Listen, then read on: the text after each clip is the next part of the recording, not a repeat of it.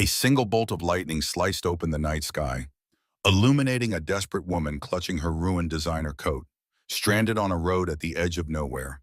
Rain hammered mercilessly onto fields that once promised hope, now drowning in debt, in quiet despair. 60 days, that was all the bank had given him. 60 days before his family's legacy vanished, piece by painful piece, into cold legal jargon. She was running from a life of glittering lies, he from a truth too bitter to face alone. Neither knew their paths were about to cross, or that their collision would ignite a fight for survival greater than either had imagined. In a place where tradition fights progress, and silence hides scars as deep as the land itself, a storm was gathering. And when it finally broke, nothing, no secrets, no regrets, no broken dreams would be left untouched. Peter Caldwell's farm stretched across 3 generations of blood, sweat, and history in the heart of Willow Bend County. On a typical summer evening, the horizon would be painted with gentle pastels, and the cicadas would sing in the tall grass. But tonight, the world seemed cast in relentless gray. The rain hammered down so fiercely that the tree line dissolved into a blur beyond the gravel road. Water pooled in the low spots on the farm's long driveway, reflecting the somber sky. At 40 years old, Peter had once believed that if he simply worked hard enough and stuck to honest principles, he would never lose this land that his grandfather had painstakingly carved from the wilderness. Now, a crumpled notice in his glove compartment declared otherwise. He had exactly 60 days to bring his loan current or face foreclosure.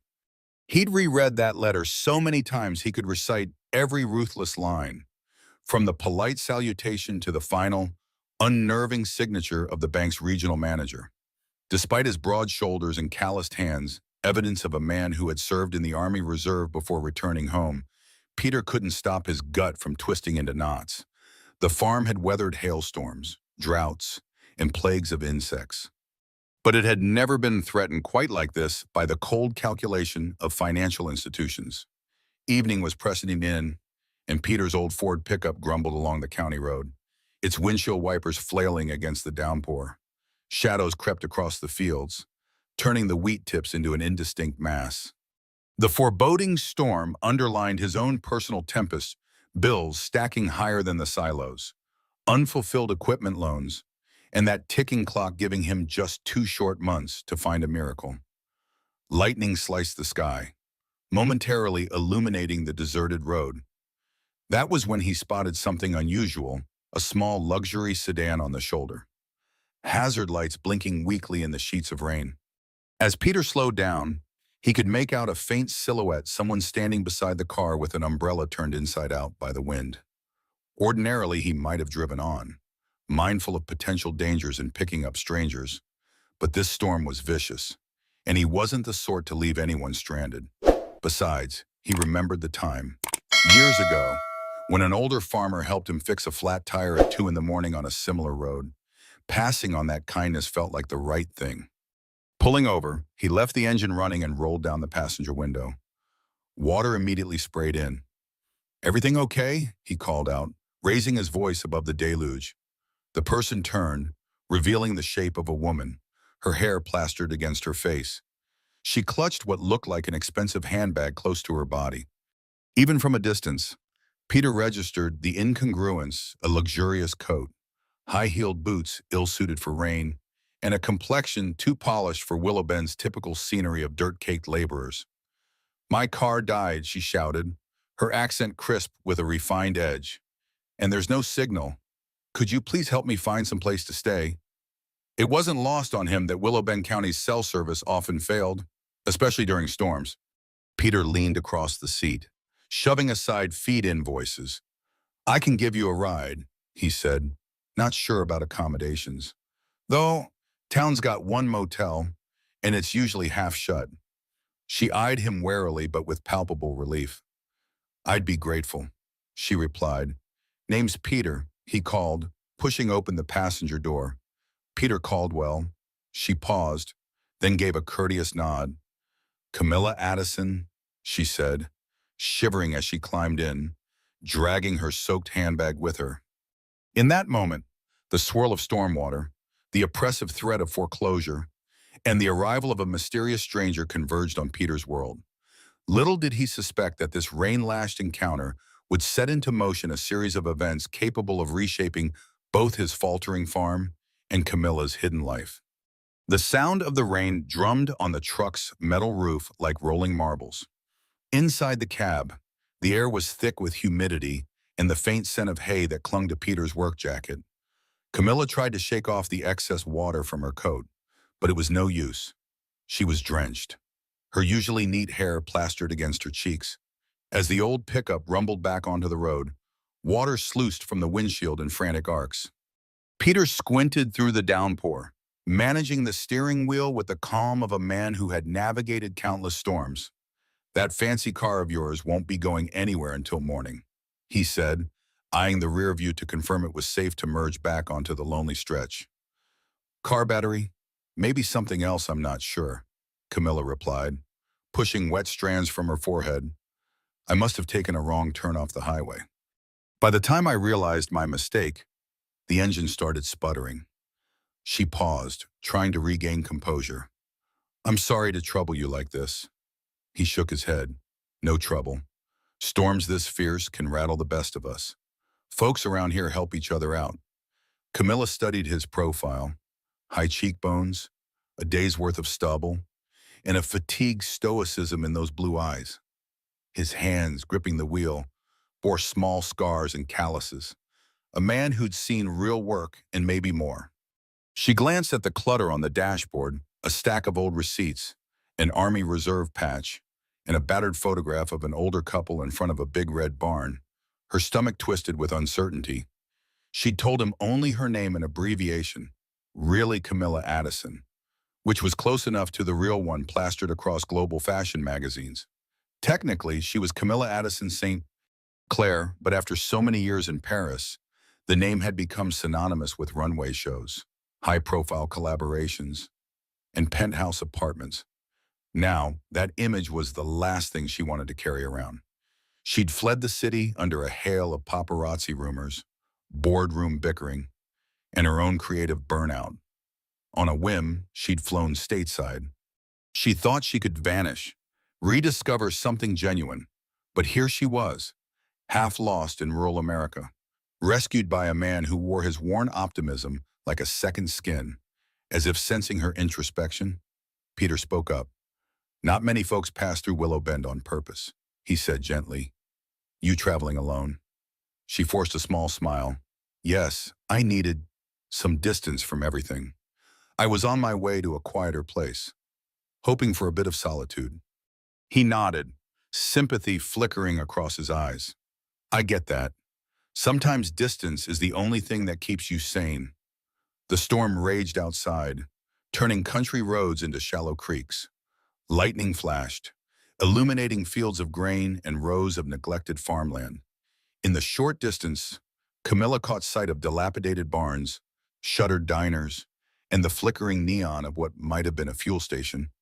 The entire region felt stuck in time, battered by forces bigger than itself, much like the occupant behind the wheel. She mused, "You can stay at my place for the night," Peter offered after a moment. "I've got a guest cottage behind the main farmhouse. It's nothing fancy, but it's dry, and it beats sleeping in your car." Camilla felt an odd sense of relief. "I don't want to be an imposition," she said, though the shiver in her voice betrayed how cold she actually felt. He offered a reassuring nod, eyes on the road. "Trust me, I'd want someone to do the same if my sister or mother were stranded. We're a small community here, but we take care of our own and occasionally a stranger." Stranger. The word rang in her head. She was indeed a stranger in this place, burdened by secrets she wasn't ready to share.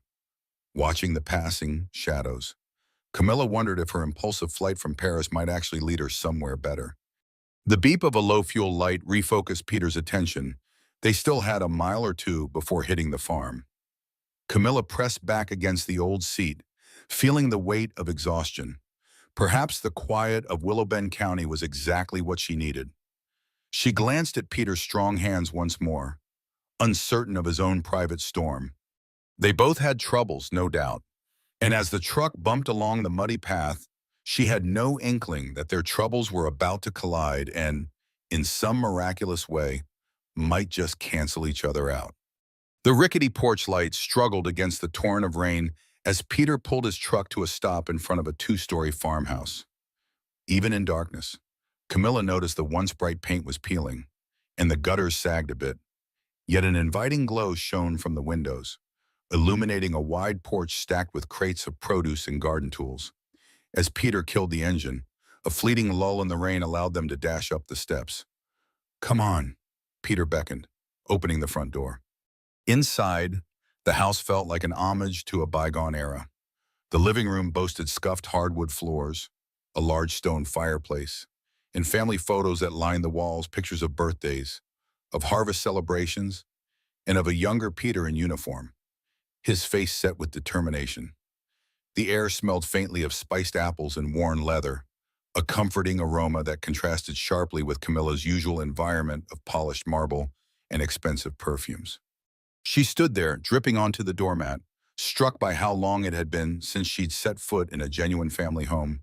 Her penthouse in Paris felt more like a showpiece than a residence. Peter grabbed some towels from a closet, offering them to her apologetically. "Here," he said. "Sorry if they smell a bit like the outdoors. Everything's been a little damp since last week's storm." Camilla wrapped the towel around herself, nodding her thanks. "It's fine. It's warm in here, at least warmer than outside." Peter kicked off his muddy boots, making sure not to track more water into the house. "I should show you to the guest cottage," he said, glancing out the window to gauge if the rain had fully let up. He paused, as though weighing a decision, and turned to her. "Actually, do you want something hot to drink before we cross the yard again? Storm might pick back up any minute." She caught herself in the middle of a yawn, nodded gratefully. "Yes, please, if it's not too much trouble." While he busied himself in the kitchen, she took in more details of the home.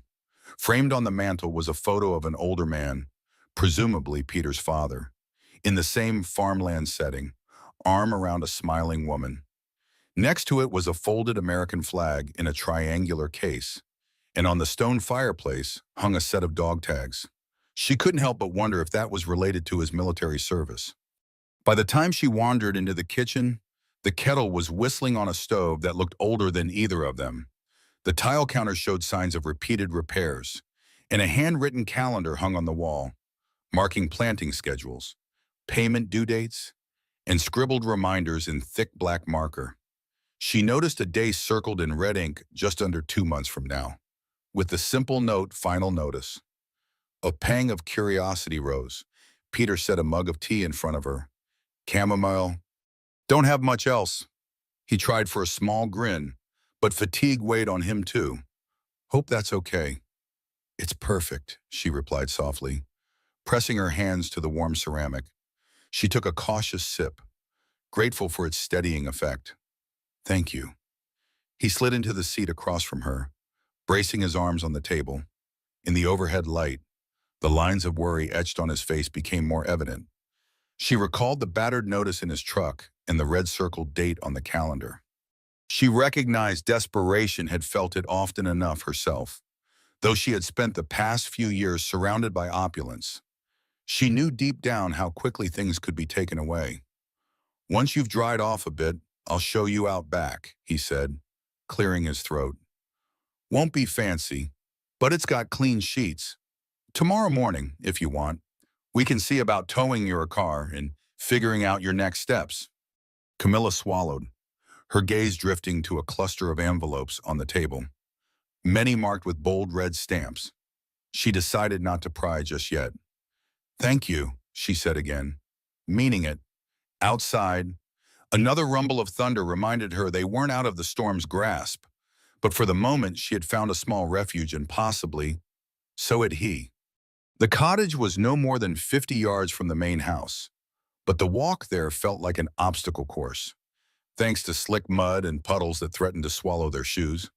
Peter carried a lantern to guide the way, keeping a close watch to ensure Camilla didn't slip. The structure itself looked like it had once been a storage shed or a caretaker's cabin, converted into a modest guest space. The siding needed a fresh coat of paint, but a faint lamplight glowed through the curtained window, and wild vines crept up the side, giving it a certain rustic charm. "There's a space heater inside," Peter said, unlocking the door with an old key. "I got the electricity working it a few months back. So you'll have lights. Hot water, maybe just give it a minute to warm up." Camilla stepped in, water dripping from her coat, and immediately noted the cedar walls that lent the small room a subtle, pleasant aroma. A worn but clean quilt was spread across a twin bed. On a side table sat a small lamp, next to a single chair with cushions that seemed homemade. A tiny kitchenette in the corner boasted just enough space for a sink, a mini fridge, and a stovetop that had seen better days. She set her handbag on the chair, turning to face Peter, who hesitated in the doorway. "Is it acceptable?" he asked, his voice tinged with concern that she might find it too rustic. "It's wonderful," she reassured him, feeling a genuine sense of relief. After the chaos she had fled from in her life, this simple cottage felt like a sanctuary.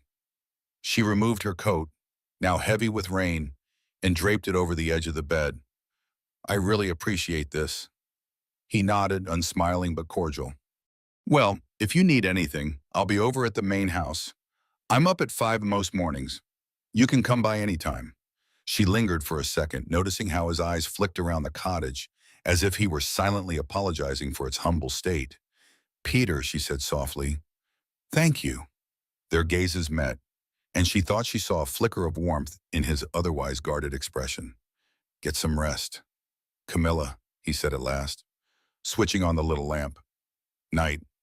When he left, closing the door gently behind him, she exhaled. In the stillness, she heard the remaining drops of rain tapping on the roof. Part of her wanted to draw a long bath, rinse the day's tension away, yet the cottage had no tub, just a shower stall.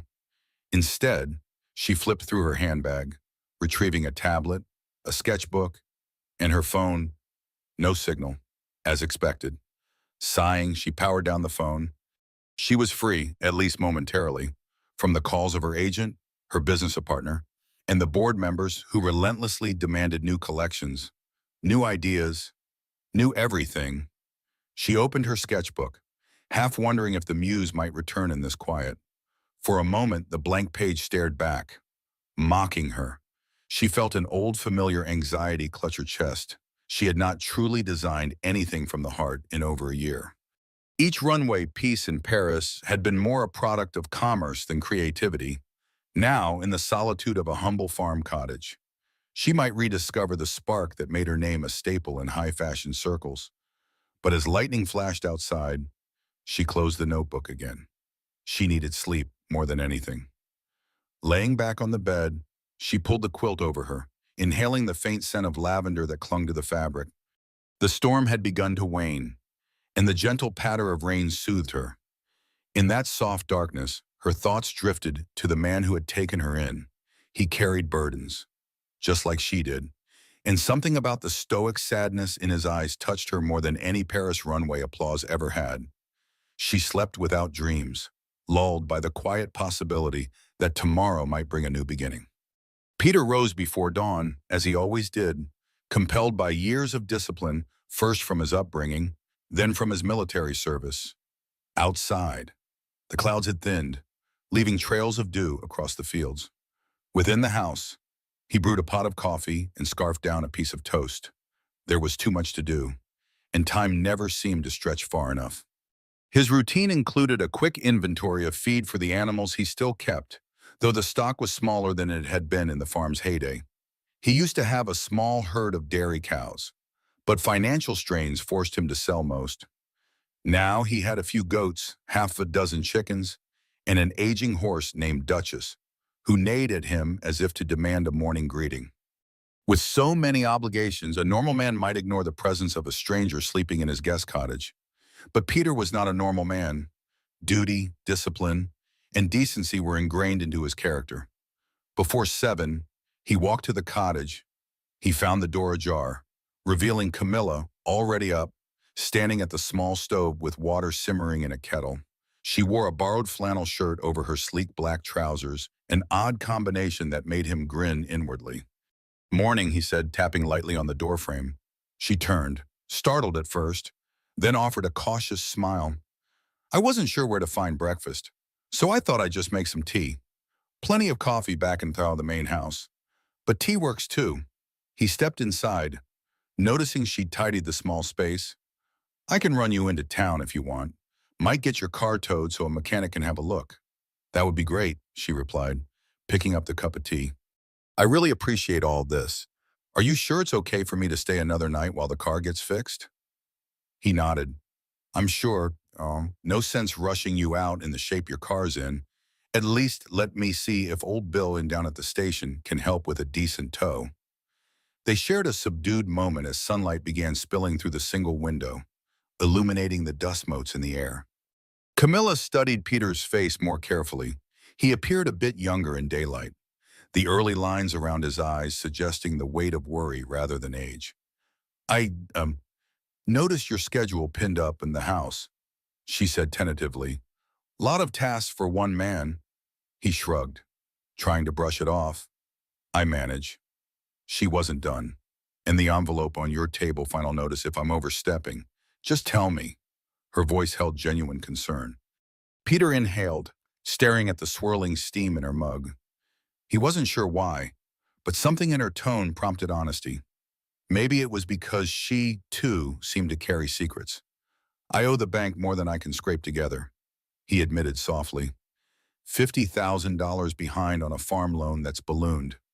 I've got 60 days to pay or they'll foreclose. Camilla set the mug down, gently. That's terrible, she said, searching his eyes. This farm looks like it's been in your family a long time. 3 generations, he confirmed. Grandfather started it after World War II. Dad expanded it. I tried to modernize, but costs rose, yields didn't. I guess I wasn't as good at the business side as I thought. She could see the heaviness in the slump of his shoulders. She recalled the times her own empire nearly slipped away due to boardroom battles and market shifts.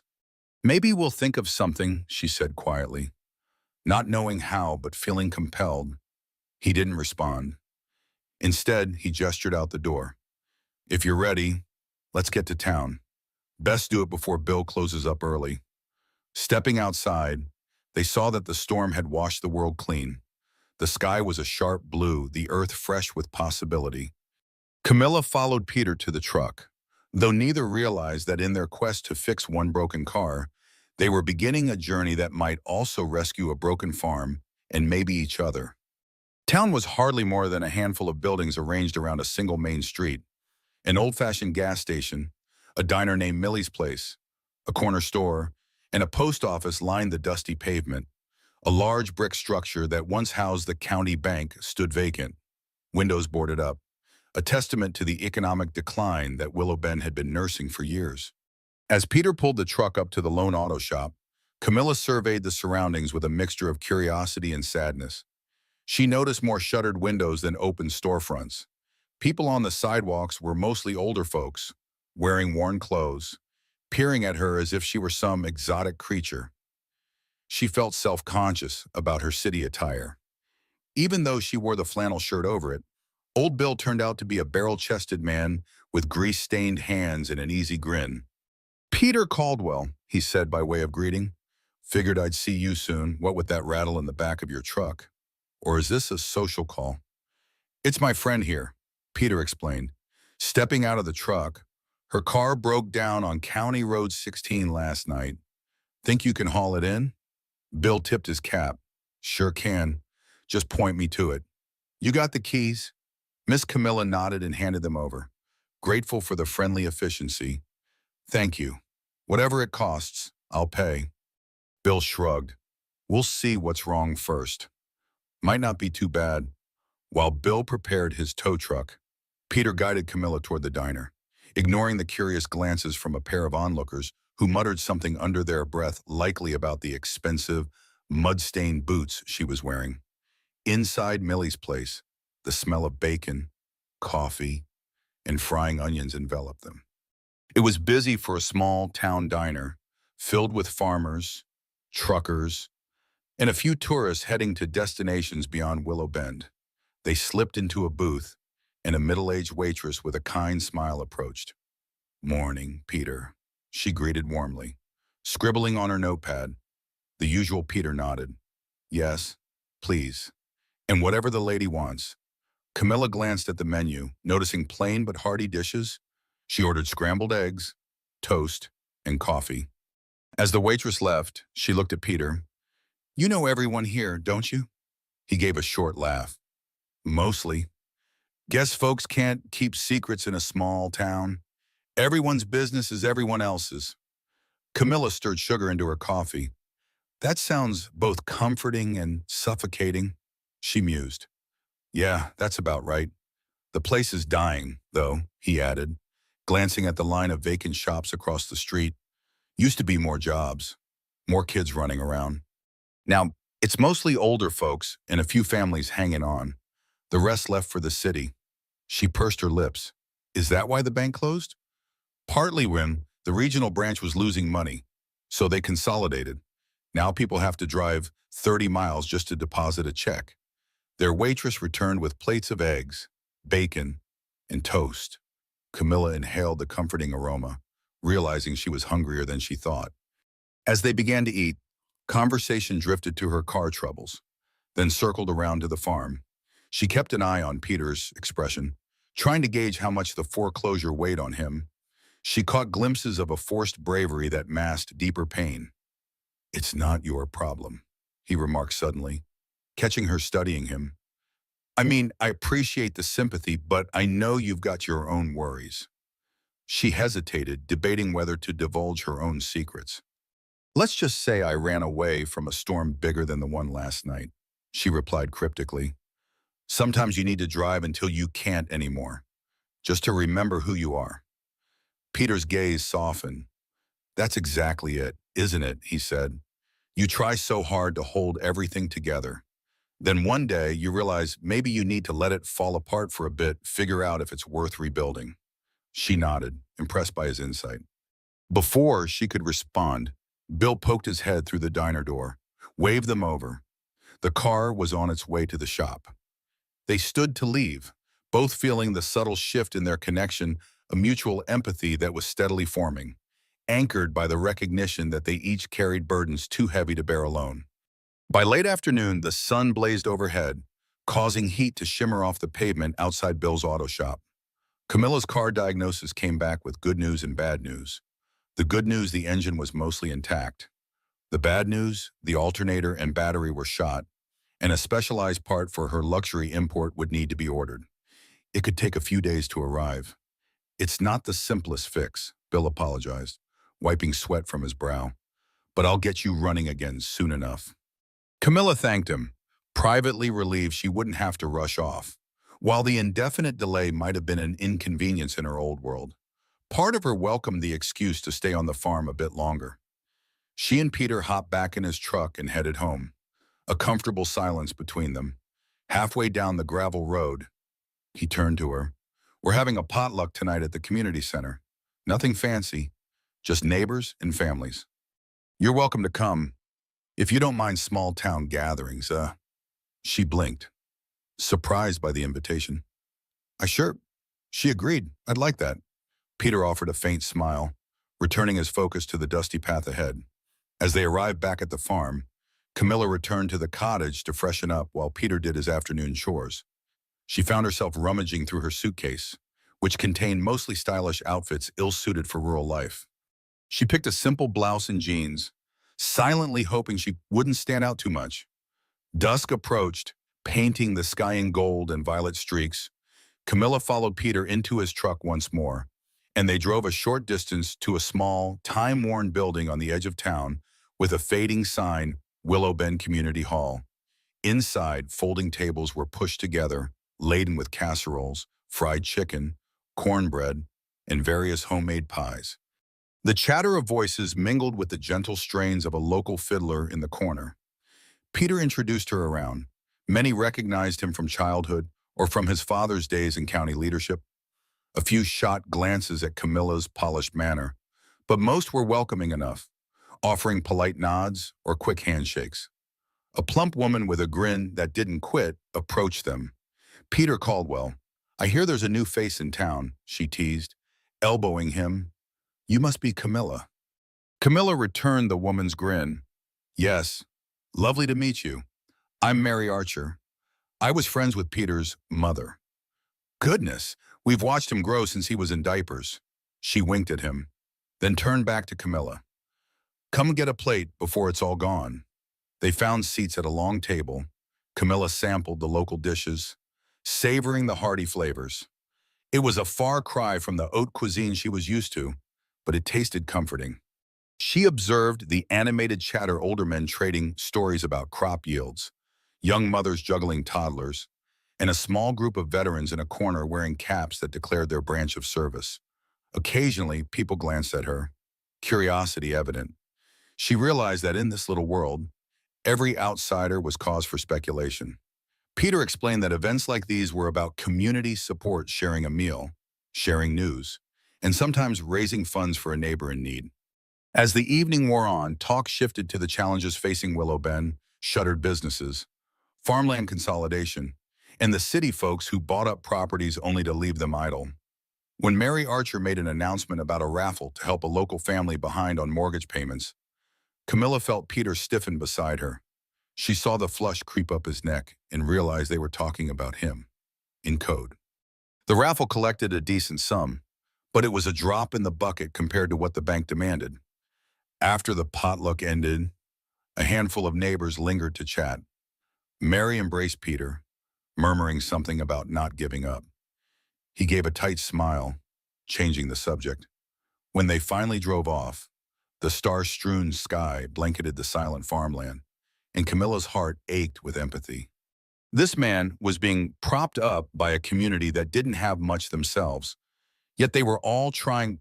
That night, back at the cottage, she stared at her sketchbook again. Something about the raw authenticity of Willow Bend stirred her imagination. She started drawing the outline of a jacket, the patterns reminiscent of farmland rows. But halfway through, she paused, uncertain if she had the right to weave these people's struggles into her work. Setting the pencil aside, she resolved that if she was going to create again, it had to be out of respect, not exploitation. She thought of Peter's resolute spirit and realized that perhaps for the first time in ages she had found a muse worth honoring. The next day dawned bright, offering a much calmer sky than before. Camilla woke up early and decided to explore the farm while Peter was off feeding the animals. The cottage door creaked as she stepped onto the small porch. Morning mist hovered low over the fields, and dew sparkled on the wild grass. A sense of possibility filled her lungs. She navigated a footpath that led around the side of the main house. Rows of vegetables caught her eye, different shades of green, with splashes of color from heirloom tomatoes, peppers, and blossoms that beckoned pollinators. She noticed a small fenced garden with climbing beanstalks that boasted purple-streaked pods, and she recalled reading somewhere about older, heritage varieties that had more flavor and unique patterns than commercial hybrids. Suddenly, she heard a distant call. Turning, she saw Peter in a field behind a row of modest grain silos, beckoning her over. Drawing closer, she stepped carefully on the soft earth until she reached him. He stood with a shovel, investigating the soil around a row of carrots, seemingly lost in thought. His dog, a spry border collie named Molly, sniffed around his boots. Morning, Camilla greeted, noticing the streak of dirt across his brow. He stood, nodding. Morning. Thought you might still be asleep. I couldn't, she said, drinking in the fresh air. It's beautiful here. A faint smile tugged at his mouth. Yeah, it is, he conceded. When I was a kid, I used to hate waking up early to do chores, but you learn to appreciate the quiet and the sense of purpose. She peered at the carrots, noticing they weren't the standard orange. Some had a deep purple hue at the top, blending into orange near the tip. What kind are these heirloom variety? He explained, wiping sweat from his forehead. It's called Purple Sun. My granddad experimented with a whole bunch of older seeds. Always said the mass-produced stuff lost the flavors of the past. Camilla gently touched one of the carrot tops, seeing how vibrant and unique they were. Something about these vegetables reminded her of haute couture, each piece with its own subtle difference, each carrying a story. They're beautiful, she murmured. Peter chuckled. Never thought of carrots as beautiful. But okay, she gave him a sidelong glance. Beauty's not just about glamour, it's presence, uniqueness, history, all of that. He leaned on his shovel. Speaking of history, got a whole row of tomatoes over there. Seeds come from my grandmother's side Italian immigrants who settled in the Midwest ages ago. They're prone to blemishes. Not exactly pretty to the untrained eye, but the taste is unmatched. If I could get them into the right markets, maybe I could charge more. People want something authentic these days, but it's tough. Shipping costs, marketing, not to mention the bank breathing down my neck. She bit her lip, words forming in her mind, an idea stirring. She'd built a career turning authenticity into something people would pay that extravagant sums for. She remembered her last major show in Paris, how critics fawned over handcrafted details that were actually machine finished. Here, real craftsmanship and heritage existed in every inch of soil, every carefully preserved seed. You ever tried telling the story behind these? She asked quietly. Maybe that's what people really want to feel and connected to something genuine. Peter paused, considering. You think folks in big cities care about the story of a purple carrot? A small spark flared in her eyes. Sometimes that's exactly what they care about. She responded, voice earnest.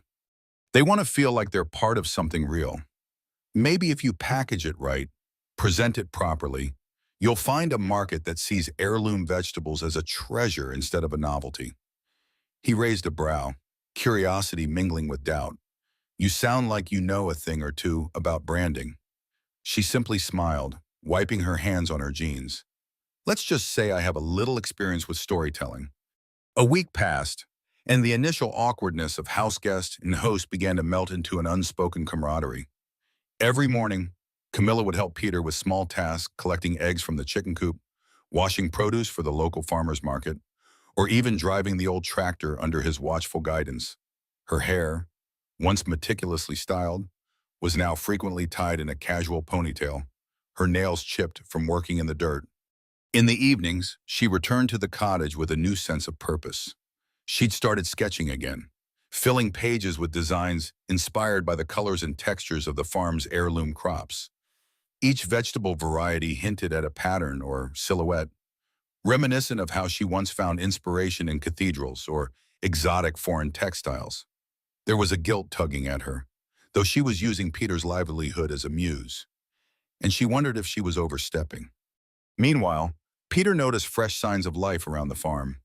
Despite the looming foreclosure threat, he found renewed energy in seeing someone appreciate the land he loved.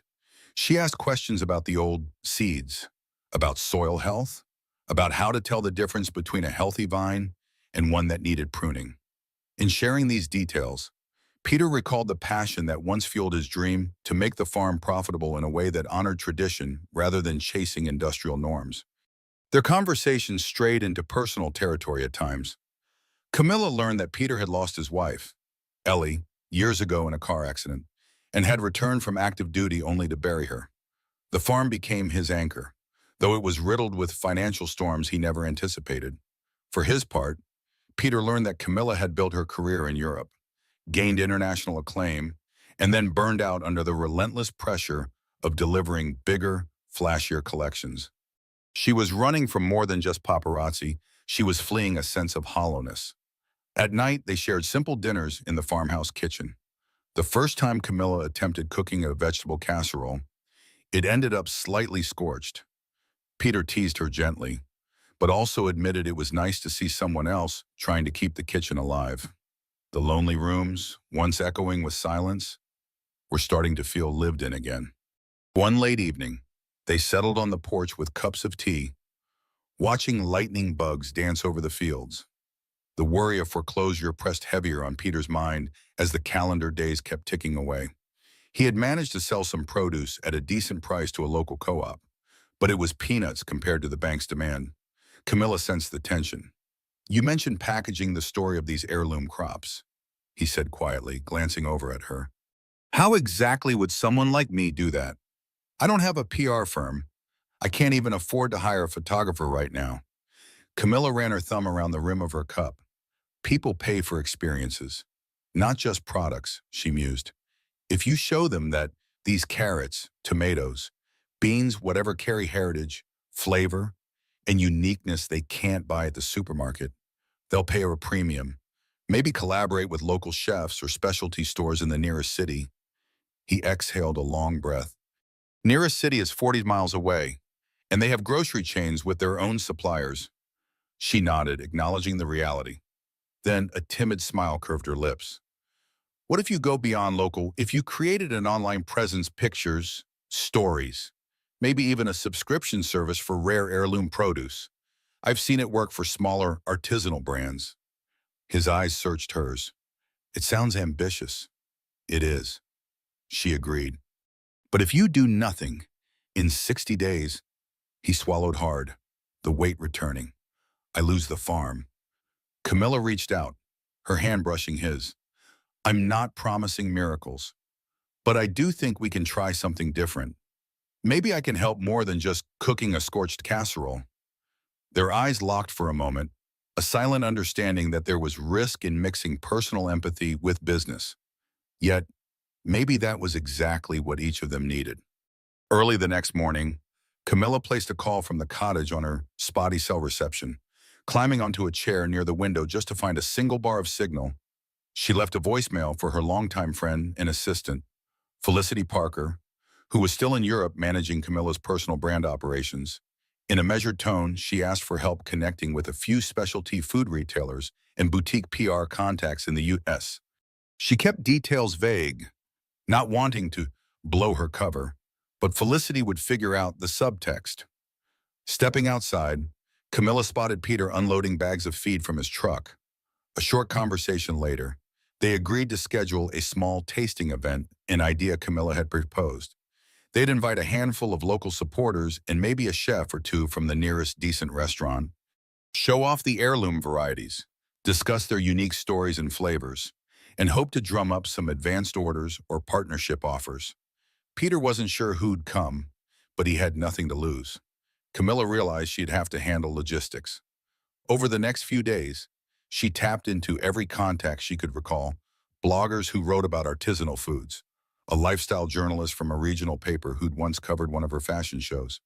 She disguised her calls behind the identity of Camilla Addison, an aspiring culinary liaison interested in promoting local American produce. To her surprise, a few were intrigued. The notion of heirloom revival wasn't new, but combining it with a small farm in dire need struck a chord. The real challenge was hooking a credible chef. A day before the tasting, Felicity finally emailed she'd found someone named Wesley Lynn, a young chef famed for creative farm-to-table cuisine at a trendy bistro in St. Louis. Wesley had some free time and might be willing to drive down if he believed in the produce. The day of the tasting, Camilla woke up jittery. She'd arranged a few folding tables near the barn, covering them with simple white cloths. She and Peter assembled an array of produce baskets, the purple sun carrots, striped tomatoes, vibrant peppers, and the multi-hued beans. Peter's eyes shone with pride, seeing his produce displayed so beautifully, though he also looked tense. Think anyone's actually coming? He asked, scanning the empty driveway. Don't lose faith, she replied, brushing a speck of dust from one of the tablecloths. Eventually, a handful of local folks trickled in, curious neighbors, a local blogger with a camera slung over her shoulder, and a representative from the county extension office. The real test arrived when a sleek sedan pulled onto the gravel drive, from which emerged Chef Wesley Lynn, wearing a crisp shirt and an air of curiosity. He introduced himself, and Camilla introduced Peter, who offered a firm handshake, trying not to appear too eager. Wesley wasted no time diving into the produce, cutting open a variety of tomatoes, tasting them raw, taking pictures, and jotting notes. He marveled at the purple carrots, slicing them to see the colorful cross-sections, and had an almost childlike excitement when he bit into them. These flavors, so intense, Wesley murmured. You don't get this from commercial hybrids. Peter watched him sample a bit of everything, heart pounding. If a respected chef believed in his produce, that could lead to a lucrative partnership. Meanwhile, Camilla hovered, quietly explaining the history of each variety with a passion that surprised even herself. She spoke of the seeds passed down through Peter's family, the unpredictable beauty of stripes and spirals on the vegetables. For a moment, she felt the same thrill she once had, unveiling a bold new fashion line, only this time, the material was grown from soil. After an hour of tasting and conversation, Wesley placed a hand on Peter's shoulder. I want to feature your produce for a pop-up event in St. Louis, he said. The farm-to-table crowd will love these stories, these flavors. He mentioned a preliminary order, enough to bring in some revenue. While not huge, it was a beginning. Peter looked stunned, as if a lifeline had been thrown his way. When the tasting wound down and the last guest left, Camilla shared a triumphant smile with Peter. She saw renewed hope in his eyes, even if it was just a flicker. They still had a long road to go, but at least they'd taken a step together. Bolstered by the modest success of the tasting, Camilla dove deeper into ideas for boosting the farm's profile. Chef Wesley Lynn's pop-up event was scheduled in a couple of weeks, and that gave them a short time frame to prepare a sufficient supply of heirloom produce for transport. They also needed professional packaging, something that would stand out in a crowded culinary market. Peter had reservations. Packaging alone could be expensive, and the bank's deadline drew closer each day. But Camilla insisted that they had to elevate the perceived value of the produce. With a marketing push, they could charge premium prices that might actually cover the debt. So they turned the dusty barn into a makeshift studio. Large wooden planks were set up as a table to experiment with different labels, baskets, and color schemes. Camilla had an artistic eye for color and design, transferring skills from runway presentations to vegetable branding. One afternoon, she decided to photograph the produce for a small catalog or brochure. She borrowed Peter's old digital camera, nothing fancy, but workable. Under the barn's skylight, the tomatoes glistened in natural sunlight, their stripes reminiscent of tie-dye patterns. The carrots and beans, laid out in neat rows, appeared like a painter's palette. At first, the pictures looked amateurish, but through trial and error, Camilla captured some striking shots that showcased the produce's uniqueness. Peter watched from a distance, arms crossed. He was unused to the concept that carrots and tomatoes could be treated like high-end couture. Yet, as he observed Camilla fuss over lighting, repositioning leaves for better composition, he felt a stirring in his chest. She was breathing new life into a place he'd once feared was beyond saving.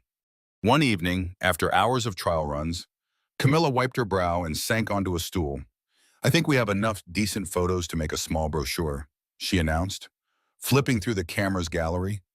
We'll add some short stories about the seeds, how they came into your family, your growing methods, that kind of narrative.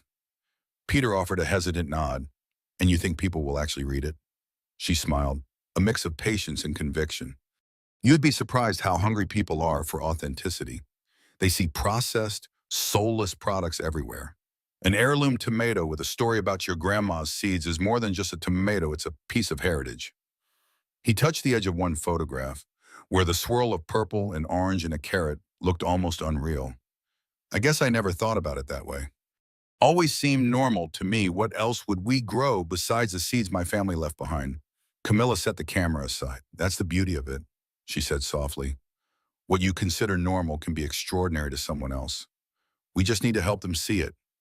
They ended the night in the farmhouse, poring over packaging estimates and shipping logistics. Between the cost of custom-printed labels, special containers, and the labor involved in sorting and boxing produce, the numbers were daunting. But if Chef Wesley Lynn's pop-up event went well, it might spark more demand. They could possibly pay off a chunk of the debt, proving to the bank that the farm had a viable future.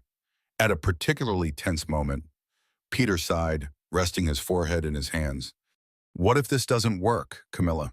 I appreciate everything you're doing, but I keep thinking, what if we're just delaying the inevitable? She reached over, resting a gentle hand on his forearm. I can't promise success, she admitted, but I've seen miracles happen when something is truly special. Your farm is special. These seeds are special. We have to try." He looked at her, truly looked, seeing the sincerity in her eyes. "All right," he said at last. "Let's give it all we've got." As the clock ticked down toward the pop-up event, the flurry of activity on the farm escalated. Labeled crates needed assembling, produce had to be harvested at just the right ripeness, and shipping methods confirmed to keep everything fresh. Camilla found herself taking calls from Felicity in Europe at odd hours, coordinating deliveries of small, custom label prints that had to be rushed across the ocean. Meanwhile, Peter scrambled to ensure the harvest was on schedule, enlisting the help of a few local teens who were glad to earn extra money. Amid the chaos, an unexpected visitor arrived one bright afternoon. Camilla spotted a sleek black SUV pulling into the driveway. Out stepped a well-dressed woman in her 50s, carrying a handbag that screamed designer label. The visitor introduced herself as Dorothy Owens, a representative of the bank that held Peter's loan. She strode across the yard, eyes scanning the surroundings with a polite but clinical detachment. Peter met her by the barn, forcibly polite. He apologized for the state of disarray. Bins and boxes cluttered every corner. Dorothy just nodded, her gaze lingering on the scribbled checklists pinned to a board. "I came to see how the farm's prospects are shaping up," she explained. "We're aware you have about 4 weeks left on the notice." Camilla, standing nearby, felt tension coil inside her. Dorothy's presence was a stark reminder that time was running out. She watched Peter muster his composure as he outlined the new business strategy, the collaboration with a rising star chef, the specialized packaging, the plan to tap into the higher-end market. Dorothy listened, face unreadable. "I admire the effort," she said, flipping through some of the brochures Camilla had designed. "But do you have confirmed purchase orders or any cash coming in soon? The bank is obligated to proceed if there's no evidence of solvency." Peter's jaw tightened. "The pop-up event is in 2 weeks," he said. "Chef Wesley Lynn is featuring our produce. We're expecting strong sales." Dorothy's brow rose in mild skepticism. "If you can provide documented proof of significant revenue, we may reconsider the foreclosure timeline, but it needs to be more than promise." She turned a cool gaze to Camilla, as if registering the presence of an outsider. "And you are?" Camilla stepped forward, lifting her chin. "I'm helping with the marketing and brand strategy. My background is in high-level product presentation." Dorothy gave a practiced smile. "Well, Miss Addison, I hope your strategies work. We'll be in touch." With that, Dorothy Owens left, the SUV's tires crunching on the gravel. Peter stood there, fists clenched at his sides. Camilla placed a hand on his shoulder. "Don't let her rattle you," she advised gently. He exhaled sharply. "I'm not rattled, just frustrated." She talked about the farm like it's a failing corporation to be repossessed.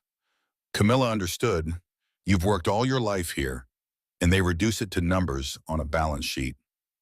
He nodded, face taut. "Yeah, well, this plan of ours better work.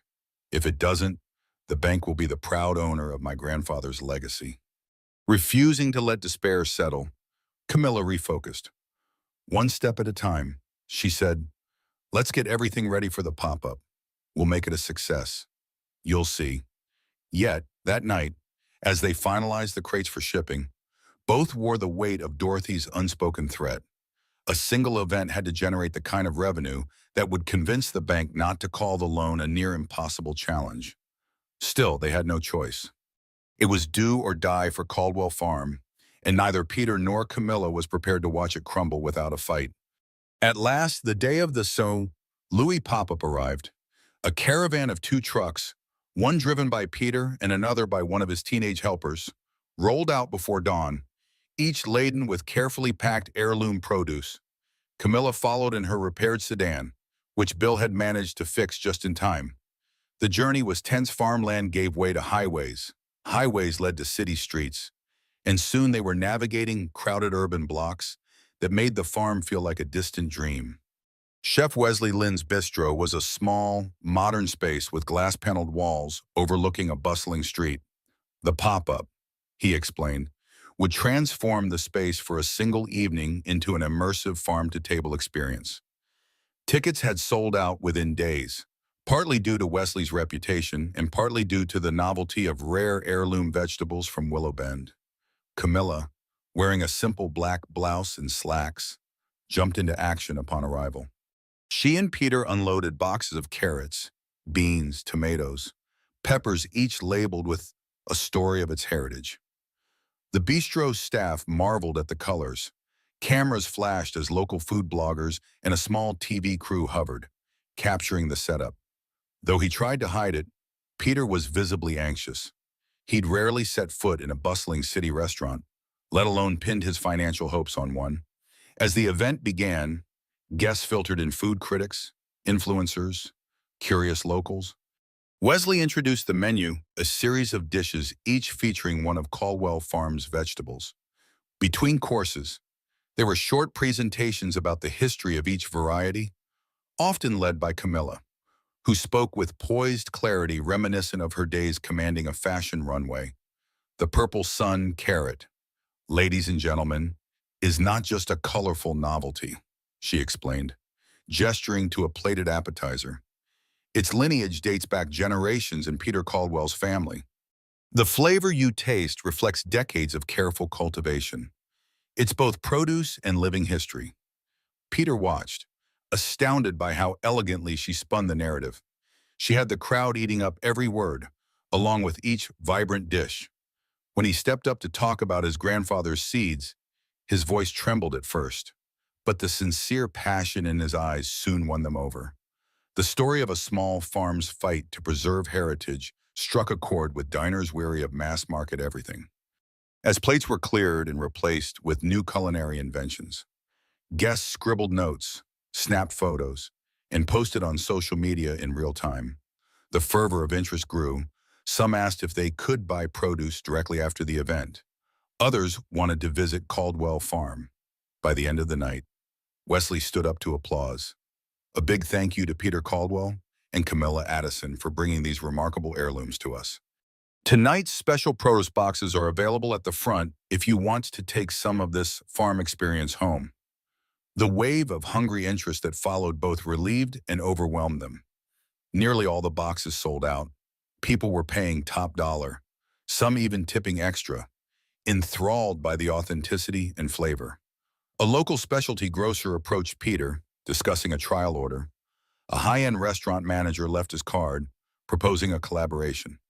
Camilla discreetly tallied the sales, her heart pounding. This might actually be enough to impress the bank. When the pop-up wound down near midnight, the bistro staff helped them pack up the few leftover crates. Wesley Lynn shook Peter's hand vigorously. That was one of the most gratifying menus I've served. Let's do it again soon. Peter nodded, speechless with gratitude. A swirl of relief, excitement, and exhaustion filled him. Camilla, also drained, leaned against the bar with a glass of water, her face flushed with triumph. She locked eyes with Peter across the room, offering a small nod that seemed to say, "We did it." They headed back to their vehicles, the noise of the city still humming around them. For the first time in months, Peter felt genuine hope. He placed the night's receipts into a secure bag, glancing at Camilla, who wore a tired but glowing smile. "You're amazing," he said quietly. "I couldn't have done any of this without you." She reached out, briefly touching his arm. "You could have, maybe not in the same way, but the passion was yours. I just helped polish the story." In that moment, standing under the neon lights of a city far from the quiet fields, they both understood that this partnership had grown deeper roots than either expected. Within days, the bank's local branch was flooded with chatter about Caldwell Farms' sudden success. Dorothy Owens, somewhat skeptical, arranged another visit to go over the sales figures. This time, Peter and Camilla were ready, presenting purchase orders from 2 restaurants and a specialty grocer, along with receipts from the pop-up event. The numbers indicated a new revenue stream that could chip away at the overdue debt. "Impressive," Dorothy acknowledged, adjusting her glasses as she inspected the documents. "This may persuade the regional manager to reconsider foreclosure proceedings. However, I'll need a formal proposal for how you plan to maintain this income over the next year." Peter inhaled. We're working on a subscription model for monthly heirloom produce boxes, plus seasonal pop-up events. With the branding Camilla and I developed, we can sell at a higher margin. We also have a potential partnership for online sales. Dorothy took notes. Though she remained businesslike, Peter sensed less hostility than before. Submit your projections within a week, she said. If it's viable, we can negotiate an extension. After she left, Peter and Camilla celebrated quietly in the living room. The house felt more alive, with fresh flowers on the table and a sense of optimism in the air. Mugs of coffee in hand, they discussed the next steps. Felicity, Camilla's assistant, had been working wonders in the background. She'd connected them with a few e-commerce platforms that specialized in artisanal products. Soon, Caldwell Farm might have an online storefront, complete with Camilla's photographs and storytelling. It was an unprecedented pivot for a small-town operation. But times were changing. Their rapport grew stronger with each passing day. Camilla found herself confiding in Peter about her past, her meteoric rise in the fashion world, the constant pressure to outdo herself, the false friends who turned on her the moment trends shifted. She explained how she'd begun to loathe her own designs, feeling they lacked substance and were purely commercial vehicles. Peter confided too. He spoke of the guilt he carried over Ellie's death, how he was deployed at the time and unable to be by her side after the accident. How, upon returning, he vowed to save the farm as a way to honor the memory of their shared dreams. The bank notice was a betrayal to him, a sign that maybe he'd failed at preserving the life he once imagined. These honest conversations wove them closer together. The tension that had flared during their first meeting was replaced by a simmering connection, one that went beyond gratitude. Sometimes, Camilla caught Peter's gaze lingering on her, and she felt her pulse quicken. She wasn't naive. Relationships were complicated, especially ones built amid crisis. But the quiet strength of this man, his unwavering determination, touched a part of her that had lain dormant for too long. Meanwhile, the farm thrived on the new attention. Local teens came by after school to help with labeling produce boxes, enthralled by the sudden notion that Willow Bend could be famous for something. Even the diner included a small section on the menu, Caldwell heirloom salad. One afternoon, as Camilla arranged a shipment of produce, she paused to look out the window at the fields. She felt the creative spark inside her, not just for produce branding, but for designing again. Maybe, she mused, there was a middle ground between high fashion and the authenticity she'd found here. She retrieved her sketchbook, flipping through pages of farmland-inspired designs. A bold idea took root. What if she developed a small capsule collection inspired by the shapes and colors of these heirloom crops, a statement about sustainability, artistry, and heritage? But that would be a conversation for another day. Right now, the priority was saving Caldwell Farm. Still, she couldn't shake the feeling that something bigger was underway, that the synergy between them was leading to a grander vision than either had dared dream. 2 weeks later, the dust settled on frantic shipments, bank proposals, and anxious waiting. Dorothy Owens finally returned with official paperwork in hand. The regional manager has reviewed your documents and found a path forward, she declared. Peter and Camilla stood across from her at the farmhouse table, hearts pounding in unison. We're offering a 6-month extension to refinance, contingent on proof of continued sales growth. Relief coursed through them. 6 months was time to solidify the new business model, time to expand distribution, and time to establish Caldwell Farm as a recognized source for premium heirloom produce. Peter signed the new agreement, his hand trembling slightly. When Dorothy left, Camilla jumped to her feet and threw her arms around him in spontaneous joy. For a moment, they simply held on, the weight of fear dissolving into a flood of possibility. Shortly after, Camilla returned to the cottage. She'd been living there for almost a month, far longer than she originally anticipated. The place that once felt like a temporary refuge now felt like a home. She sat at the small table, flipping through her designs. The pages showed evolving sketches, dresses with subtle prints, inspired by the swirling stripes on tomatoes. Jackets dyed in gradients reminiscent of purple to orange carrots, and accessories that echoed the shapes of bean pods. Each piece was a love letter to the farm.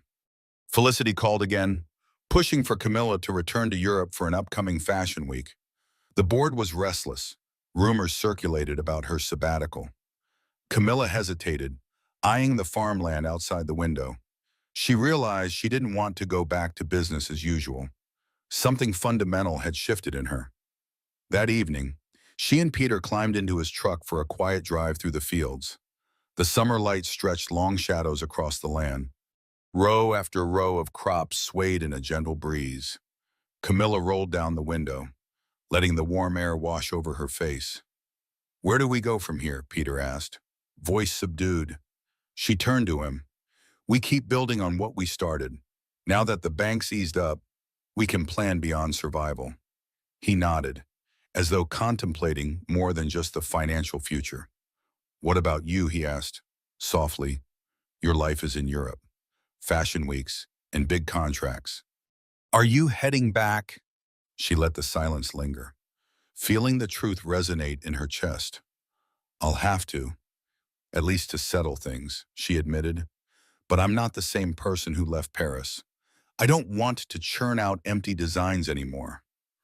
He stopped the truck near a small ridge where they could gaze over the valley. Stars began to glimmer overhead. "You could do anything," he said, turning off the engine. "People follow you, admire you.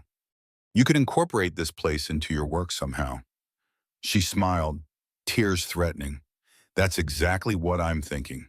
A line inspired by the farm, these heirlooms. The story. But I want to be sure it's done right, in a way that respects what you and your family built." He reached for her hand, warmth and callous sincerity in his touch. "I trust you, more than I trust anyone else in a long while." They sat in the stillness, the farm stretching infinitely around them. Tomorrow held 1,000 uncertainties, but also 1,000 promises. Peter Caldwell's livelihood had been saved, at least for now. Camilla Addison's artistic flame had been rekindled in the most unlikely of places. Their partnership, once born of desperation, had blossomed into something far richer, a shared dream to merge the authenticity of rural heritage with the creativity of high design. She leaned her head on his shoulder, breathing in the night air. The future, though uncertain, was theirs to shape. And under that star-laced sky, they silently vowed to do just that together.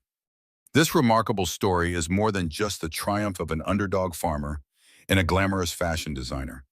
It's a powerful reminder that courage, authenticity, and good old-fashioned American perseverance can overcome even the toughest odds. Peter and Camilla proved that no battle is unwinnable when fought with heart, honor, and a willingness to take chances. Their journey resonates deeply with all of us who believe in community, heritage, and the strength of hardworking people determined to protect what matters most. Now, it's your turn. Drop a comment below and tell us what part of Peter and Camilla's story inspired you the most. Have you faced a similar fight to preserve your family's legacy? We'd love to hear your thoughts. Don't forget to hit the subscribe button and ring that notification bell. We've got more incredible stories coming your way soon. Thanks for watching. Stay strong and keep fighting for what you believe in.